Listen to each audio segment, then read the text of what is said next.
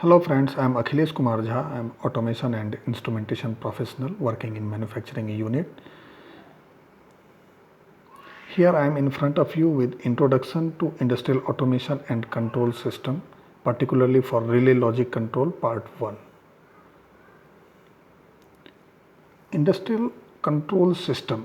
This refers to the arrangement required to operate a machine in automatic, semi-automatic and manual mode of operation.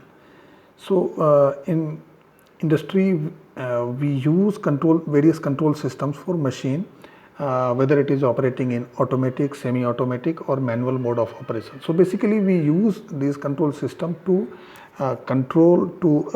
regulate a sequence of operation which is giving desired output from any machine. Now different types of control systems are relay logic control system, RLC system, then programmable logic control system, PLC system, then computer numeric control system, CNC system. So in this way we have listed 3 different control systems which we use mostly in industry. Now among all our relay logic control system is oldest one, and it is of least accuracy, but this is suitable for application where accuracy is not too much important, but installation cost matters. So basically in case of various MSME, we use relay logic control system for various machines, and it is giving a good result which is expected from any low cost solution. Then in PLC system, a better degree of accuracy is acquired in return of higher installation cost. Yes, installation cost of any PLC system is definitely higher in comparison of relay logic control system, but it is giving better degree of accuracy and stability. So this is, you can say, slightly better than relay logic control system. Then in CNC control system, this provides much improved accuracy, and it requires a lot of investment even in comparison of PLC and relay logic control system. This is giving a lot of features over PLC and RLC, like we can manipulate or program at real time also. So this gives flexibility for quick changeover, etc. Now, a relay logic control systems refers to a circuit containing a set of contacts. Yes, as name defines, so this control systems uses the various relays which are connected in parallel or series to give desired output and following sequence of operation. Some frequently used terminology in RLC are listed as under contactor, relay. So contactor, relay are basic building block of relay logic control system, and we cannot imagine any relay logic control system without contactors, relays. Push buttons, selector switches and emergency stop switches. So push button is basically for our input to machine, and like to start a cycle, to stop a cycle. Then selector switches we use for to choose various options given in control system, various options given in a sequence. Then emergency stop switch, we use emergency stop switch to immediately stop sequence and operation of machine in case of any emergency. Limit switches, proximity switches, rate switches, these are example of sensors, input devices which gives feedback to machine regarding any position that has been achieved. So we use all those limit switches, proximity switches and rate switches as per requirement, whether it is required to use contact type, non-contact type, etc. Then flow switches. In some cases we use this flow switch to give feedback machine that required flow rate has been achieved. So there may be several other component also which we may be using in a relay logic control system. I have just listed some of them. All above listed circuit components functions using normally open and normally closed contacts.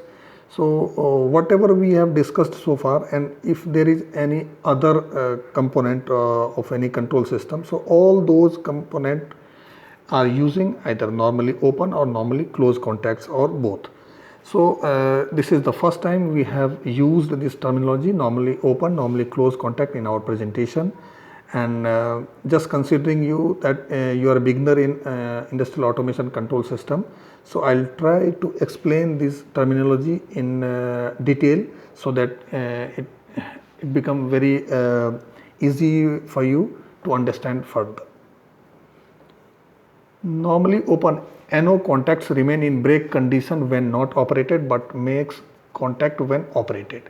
So it is very clear that it will be ideally it will be in open condition, and when it is operated it will be in closed condition. So further I will say NO contacts will not allow signal to pass in idle condition, but it allow a signal to pass when operated and it comes to closed condition.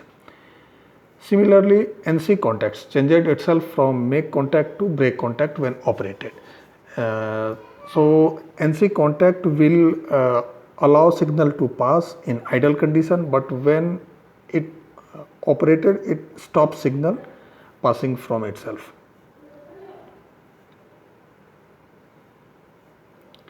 NO-NC contacts. So as I have discussed, and that it is very important to understand NO-NC contacts and its exact functioning. I am trying to elaborate this. Let's draw a diagram of contactor with main and auxiliary contacts. This is contactor core. This is spring. Another spring. Then this is armature. This is contactor coil. This is plunger. And this is power contact. Another power contact. Yet another power contact. Now it is auxiliary contact. Another auxiliary contact. Yes, NO contacts. So in this contactor I will try to identify NO contact first. So this one is NO contact, this is power contact, and a type of this power contact is NO contact. Another NO contact, yet another NO contact, and this is auxiliary contact of NO type. Now NC contact. So this is the example of NC contact. Here I have identified in a red circle. When contactor operates, lever attached with armature changes NO to NC and NC to NO. You can see in this schematic that contactor consists contactor core, armature, contactor coil, spring, plunger, contacts, etc. So I'll definitely discuss in next slides about this functioning of contactor. Just here I am briefing with, as contacts are attached with plunger, when this plunger moves, so NO contacts become NC and NC become NO. Here plunger will move towards contactor core, and this will create changeover NO to NC and NC to NO. As soon as contactor coil de-energizes, all contact changes their position of initial condition. So this changeover will be until the contactor coil is energized. So in next slide definitely I'll discuss with more functioning of this contactor. Yes, contactors. So here I'll try to explain functioning of contactors.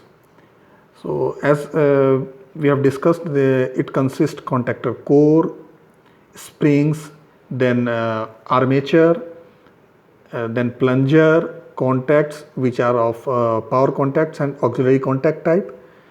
Yes, a contactor is an electromagnetic switching device used for automatically switching a power circuit. So this is the definition of contactor, and we can say that contactor is electromagnetic switching device. And by definition, we can say contactor operates because of magnetic property which is being developed because of electricity we use in contactor coil. So here a contactor coil, when it is energized, it creates magnetic property in contactor core, and because of this magnetic property, armature is attracted towards contactor core, and plunger is associated with this armature. So plunger operates all contacts attached with this contactor, and we can see that contacts got change over. Here these springs are to just restore armature's initial condition when magnetic property disappear because of no power in contactor coil. So we are trying to understand functioning of contactor with this schematic.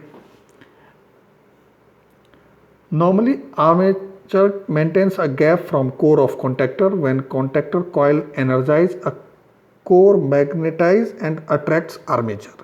Due to this, lever connected to it also moves down, and contacts changes their position from NO to NC and NC to NO. Yes, so I'll try to explain in next steps.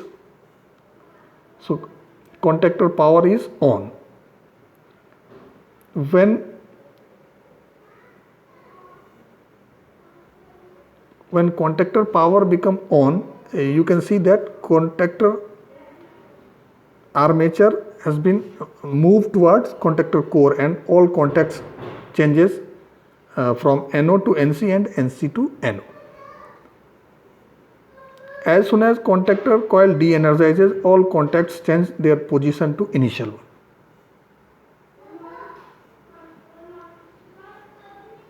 Now, we'll take one example to understand a bit more about relay logic control system, and this time we have taken example of DOL starter, which is direct online starter. So DOL starter will start from power circuit, and for this we have to take three phases from three-phase mains R, Y, B. These phases are connected with fuse, then contactor M1, then overload relay, then it is connected to induction motor. So in power circuit, fuse are used for short circuit protection, and OLR, which is overload relay, we use this for overload protection. Contactor M1 is used to start and stop the motor. We can say when this M1 contactor is operated, so this three-phase power will reach to motor, and motor will operate. Now the functioning of control circuit comes in picture. How this contactor M1 will operate? So definitely this contactor M1 will operate by means of some control circuit. So we'll try to draw that control circuit which will control this contactor. I will take from phase, will connect this to NC contact of overload relay. Next it will connect NC contact of stop push button. Then we'll connect NO contact of start push button.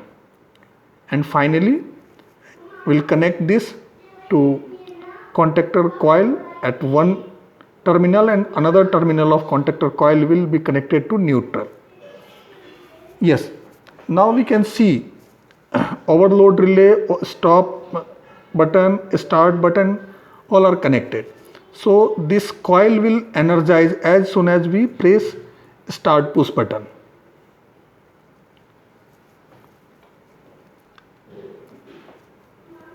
And it will remain in energized condition till we keep pressed this start push button. But when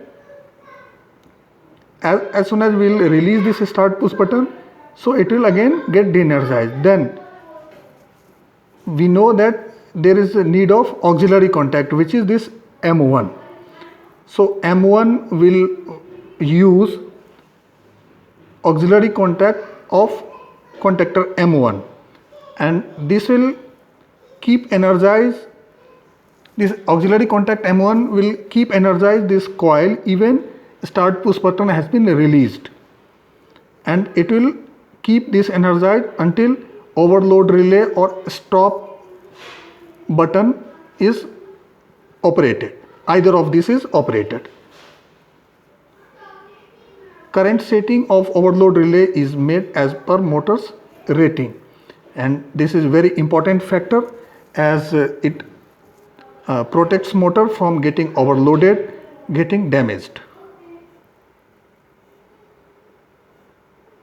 So here I have completed this part 1 relay logic control system, and I am curiously looking for your queries, comments and appreciations. Definitely will be looking for your feedback, and if you want any specific topic to be covered, please do mention. Here I am writing my contact email as well, and from channel also you can post your appreciations, comments, queries, whatever you want, and I'll welcome all of your comments. Thank you.